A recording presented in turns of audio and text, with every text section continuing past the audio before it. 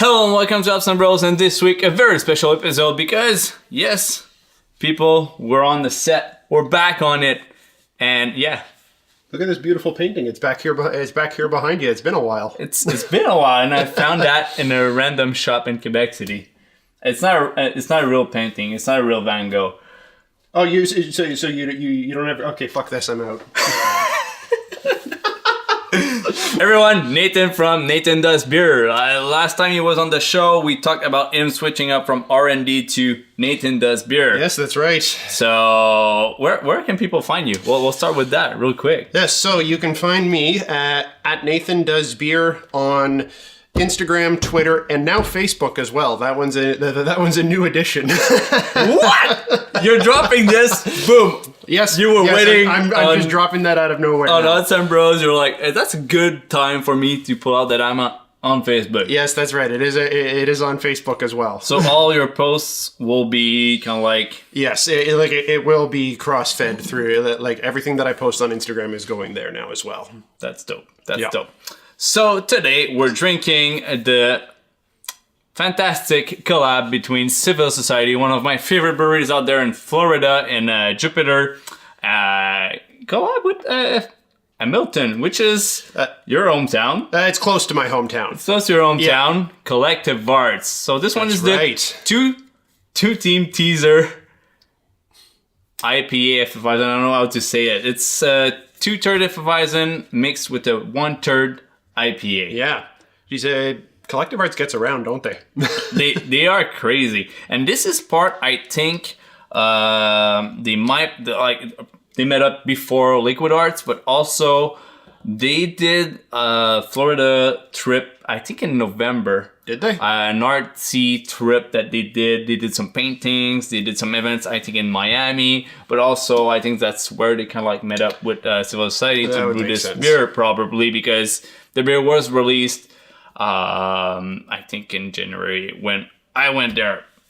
So this beer, I feel it put a little bit browner than it was probably at the beginning. You think?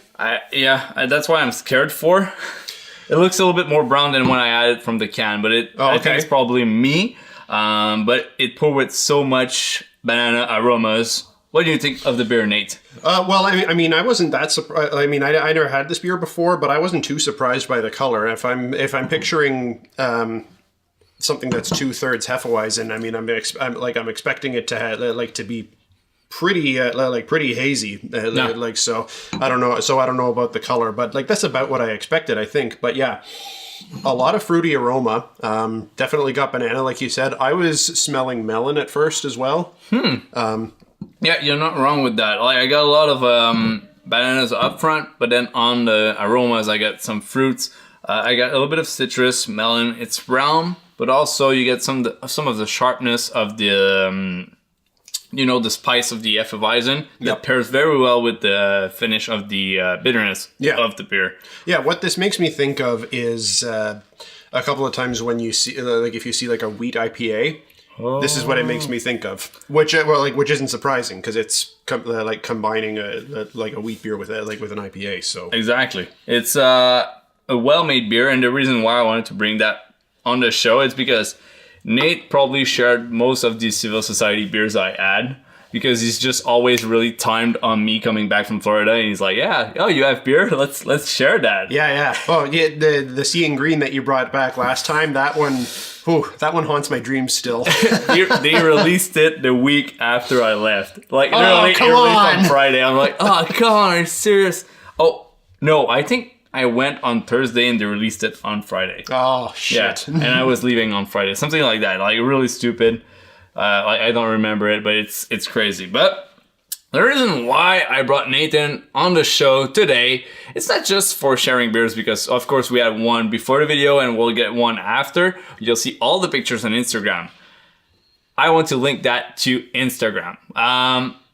We are on Instagram for a while. Nathan is doing that 100% since the beginning. And I think he could share some useful, I don't want to say tips, but good practices on Instagram when you're talking about beer. Because it's kind of like that middle ground where you don't know really what to do on Instagram, because usually you just take the picture, post it, and you're like, it's fine. But if you want to step it up a little bit, try to maybe put some words around it. Like for me on my end, I found what Nathan does really useful to learn what to do and kind of like mix it up to make it your own style. I don't know if you see where I'm going, but no, I see where you're going. what do you think people could benefit from maybe putting a little bit more time into what they're posting on Instagram? Yeah, so I'll preface this by saying I'm not a social media expert by any means. So I'm not going to claim any expertise on that. If you want more tips on that front, then you probably want to go looking to our friends Craig and Tiff on High Season Co. Give them a look. They've got exactly. No, seriously, they've got lots of good tips on that front. But yeah, if you guys want to check it out, we'll put the link down below to High Season Co. Go check them out. They're social media experts.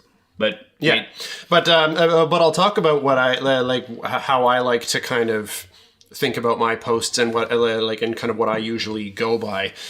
So, for starters, when I post, I want it to be more than just a picture of a beer and kind of what the beer is and who the brewery is.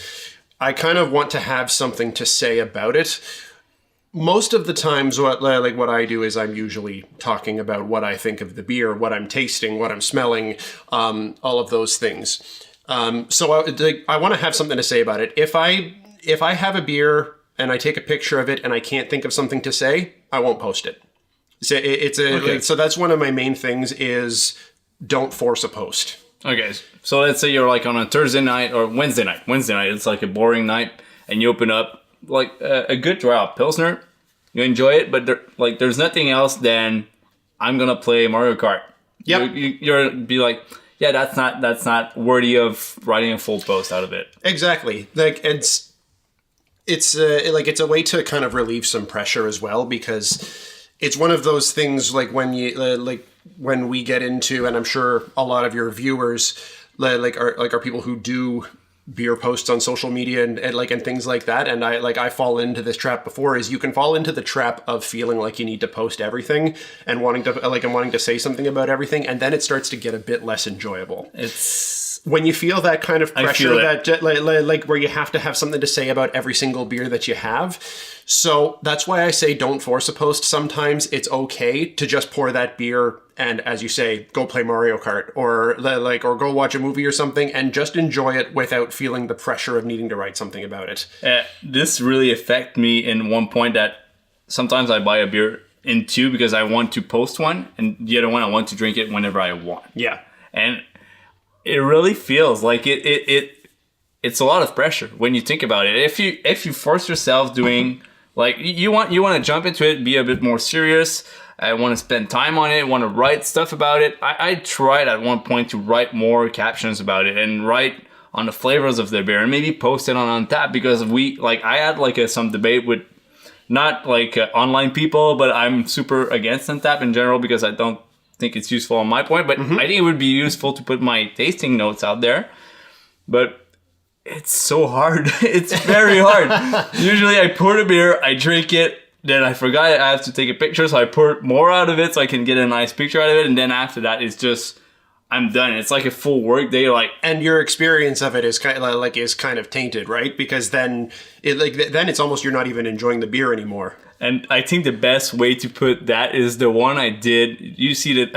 I think I'm gonna put the picture right here. This picture got me so much trouble because right there. You saw it. It's the one with the fake snow I added with Photoshop and all that. My dog knocked over the beer after I took the picture, and I was so pissed off, mad pissed off, because it took me so much time to just get everything done right that it really pissed me off. Yeah. But yeah, do you have another good practice to share with people? Yeah. So I guess everyone's social media account is different. Most of my posts are reviews, and if that's what you're doing, if you want to talk about tasting, if you want to talk about what you're experiencing with it, then that's great. But tailor it to whatever you want your social media posts to be about. some people are taking pictures of beers when they're when they're out and about doing something, if they're on a hike, if they're on a trip. It doesn't always have to be tasting notes. If beer is also about the experience that you have when you're enjoying it. So if you're enjoying a beer on the trip, then mention something about why that beer is important to you on that trip, or what experience you had with it. There's always something to say about it. So find whatever is meaningful to you in that picture, whether it's talking about how the beer tastes. It might be what experience you have when you took that picture. So it can be about anything. If you've got something to say about it, so just say something about it.